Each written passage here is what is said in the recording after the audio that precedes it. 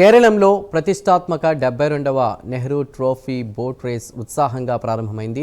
అలపుజాలోని పున్నమడ సరస్సు వేదికగా జరుగుతున్నటువంటి సాంప్రదాయ పడవల పోటీలతో సందడి నెలకొంది. 1952 నుంచి కొనసాగుతున్న Nehru trophy boat race Keralam సాంస్కృతిక క్రీడా సాంప్రదాయాల్లో ప్రత్యేక స్థానాన్ని సంపాదించుకుంది.